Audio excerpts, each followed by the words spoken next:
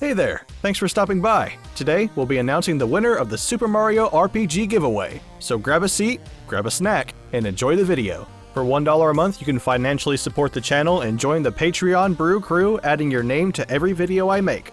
It helps to keep my lights on.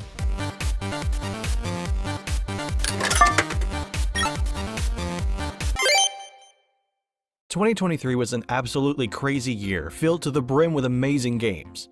So many, in fact, that when I tried to cram the ones I played into a top 10, it became a top 10 and a half. So, without further ado, let's get into it, starting with number 10.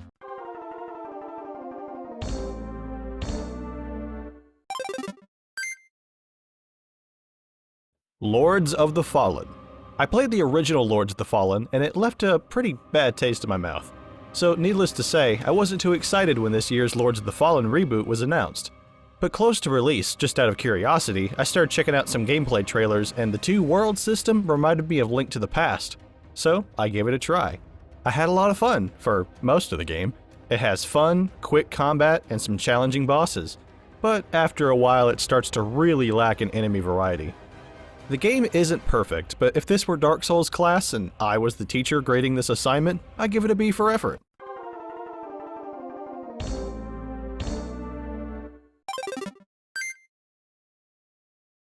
FZero 99. I definitely wasn't expecting an FZero game this year. I admit, initially, I rolled my eyes when this was announced, wishing they would have just announced a brand new FZero game instead. But since it was free, I figured it wouldn't hurt to try it. This game went from zero to fun pretty quickly for me. The absolute chaos of driving against 98 other racers all gunning for first place and destroying each other's cars along the way, it's a pretty refreshing take on the Battle Royale genre. A genre that, in my opinion, has been stale for quite a while now. But this game honestly makes me wish we had more destructive Battle Royale racing games. Imagine a Battle Royale like Burnout game, that would be awesome. I still haven't won a single race, but FZero is more than just a racing game. It's a battle for survival. I'm just happy if I even make it to the finish line.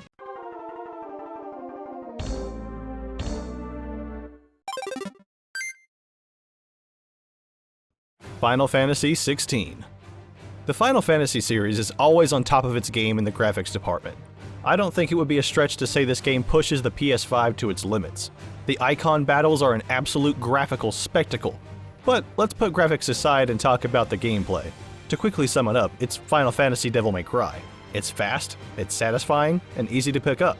If you're a Devil May Cry veteran, you'll find lots of ways to make some pretty spicy combos. As far as the story goes, this game starts off really strong, but slowly starts to fall off a bit after a while. But that wasn't enough for me to stop enjoying my time with it, and I still think it's one of the better Final Fantasies that I've ever played.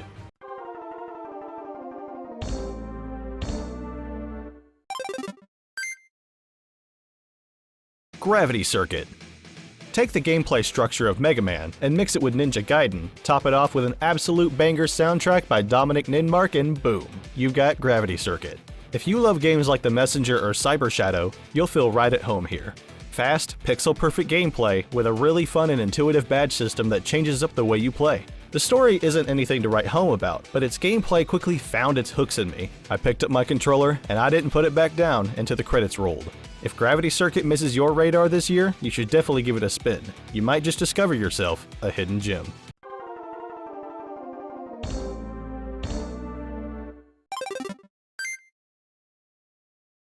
Street Fighter VI. I would consider myself a very casual fighting game player.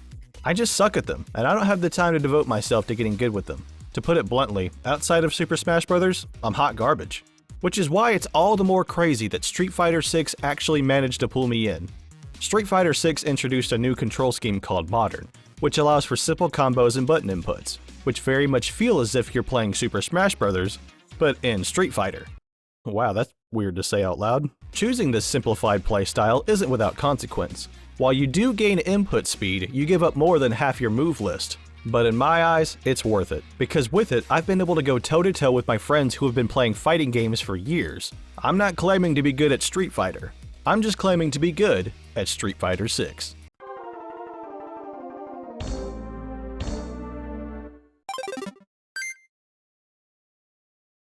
Super Mario Wonder. Outside of Super Mario Land, I've never really been into the 2D Mario series. Over the years, they all just kinda seemed generic, and it was hard to tell them apart from each other at a glance. But all it took was one look at Mario Wonder, and I knew this game was gonna be different. Right off the bat, this game slaps you with its animation. Little details and motions here and there and everywhere. You could tell Nintendo put a lot of money into this game's art and animation, and as a result, it achieves a timeless style that pops and sings with every movement. As far as gameplay, at first it seems like your standard Mario affair, grabbing coins, jumping on Goombas and Koopas, and then you encounter the Wonder Flower, which takes everything you know about Mario and completely flips it on its head. Every level has a Wonder Flower, and most of them have their own unique effect, which makes every single level so exciting to play. This game is such a joy to play and a breath of fresh air for the 2D Mario series, and is undeniably the most unique 2D Mario game since Super Mario Land.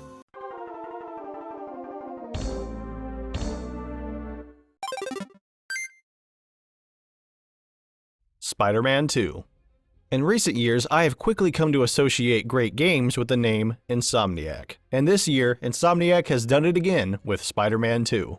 SpiderMan II embodies the ideology of what a sequel should be, taking everything that the previous did right and doing it bigger and better, or at the very least, just as good. Insomniac goes above and beyond the original with cinematic flair and gameplay that is just fun as hell.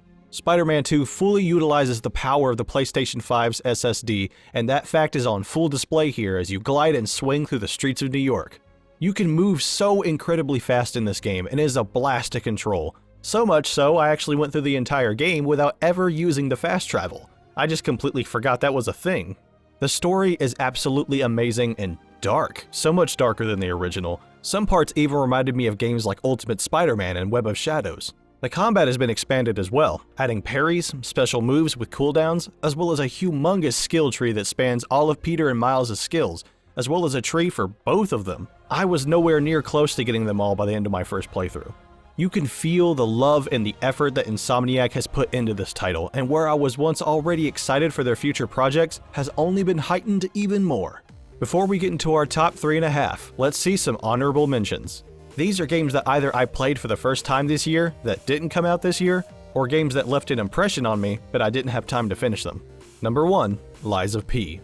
I finished the demo for this game and I was completely blown away. I've just been so bombarded with releases this year that I haven't gotten around to playing the full game.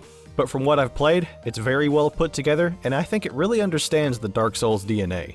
Number 2, Kirby's Return to Dreamland Deluxe. Kirby's Forgotten Land turned me into a Kirby fan.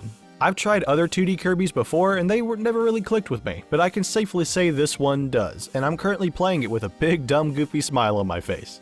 Number 3, Monster Hunter Rise. Gee, I'm a bit late to this party, huh? Well, it finally came out for PS5 this year, I got it on sale, and now I'm playing it. My first Monster Hunter was Monster Hunter World, and I just recently finished Iceborne, so I thought I'd give this a try, and I'm absolutely loving it. I finished the base game and now I'm playing Sunbreak. In case you were curious, I play heavy bowgun because I love going full Rambo on giant monsters. Now it's time for the top 3.5. Let's go.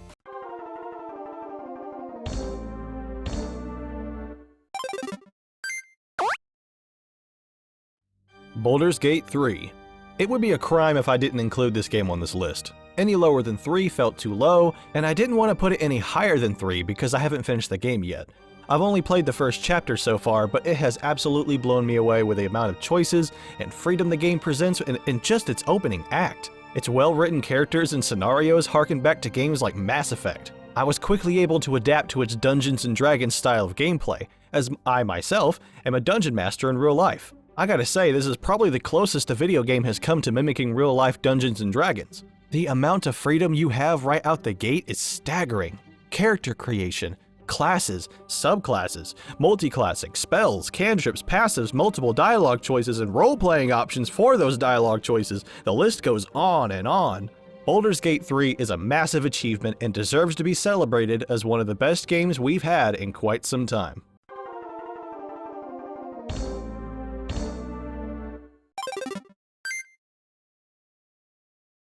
The Legend of Zelda: Tears of the Kingdom. Whoa, pump the brakes. Zelda? Somewhere other than the number 1 spot? You're wrong, and you're a grotesquely ugly freak.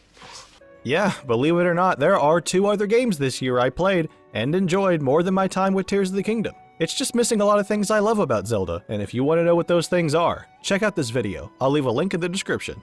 But this is my third favorite game of the year, and in a year chock full of absolute banger releases, well, that's really saying something.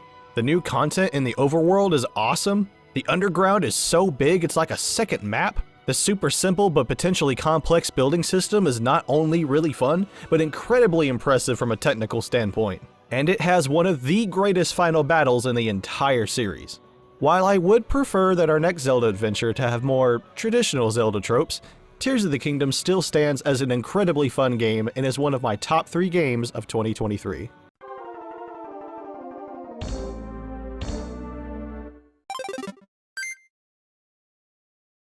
Remnant II. With the crazy amount of games that came out this year, no game was able to hold my attention for more than the single playthrough. That is, until I played Remnant II. I was a huge fan of the first Remnant game. Its third-person, over-the-shoulder, roguelike, looter-shooter gameplay mixed with its Souls-like design was a match made in heaven for me personally. Remnant II introduces a lot more classes than the first game, as well as placing a much heavier focus on the class system itself, even allowing the player to multi-class and find the playstyle that suits them the most. Your classes can be swapped out at any time, encouraging experimentation. Once you've mastered a class, its core trait is permanently added to your list of investable traits, increasing your options even more, as traits themselves can be easily reallocated to fit your class combination. This game goes so much deeper than its predecessor and engages the player with strategic thinking, as well as challenging gameplay that can completely change each playthrough. This game was so nice, I beat it twice, one of those times being on the hardest difficulty, Apocalypse. Before we unveil the number 1 pick, it's time to announce the winner of the Super Mario RPG giveaway. Drum roll please. Even if you don't win, don't worry, I'll have more giveaways in the future. And the winner of the Super Mario RPG giveaway is Fairy Bunny! Congratulations! I'll send you a direct message on Twitter containing your download code. Let me know when you've redeemed your code within the next 7 days. If you do not redeem your code within the next 7 days, another winner will be selected and you won't be able to redeem your code. A big thank you to everyone who participated. And now, it's time for my number 1 game of 2023.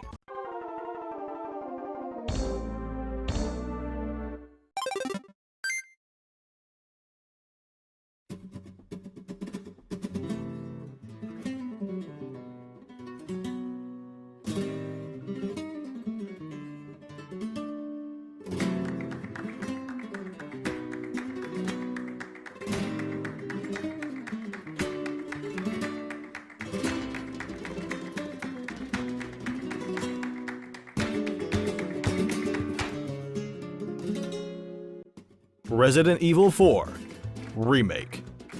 The original Resident Evil 4 is one of my favorite games of all time, and cemented my love for not only the Resident Evil series, but the survival horror genre itself. The Resident Evil 4 Remake tells a familiar story in a brand new way that pays respect to the original game by preserving what made it special. They kept the campy, corny one-liners of the original while also giving us entirely new ones. The game's newly added modernizations such as parrying, moving while shooting, and more aggressive enemies fine-tune the game so greatly that it stands tall as not only one of the most polished games of the year, but one of the greatest Resident Evil games of all time. The new takes on every character's personalities help to make the game stand apart from its predecessor and make returning Resident Evil fans, such as myself, feel as if they're re-experiencing Resident Evil 4 again for the first time.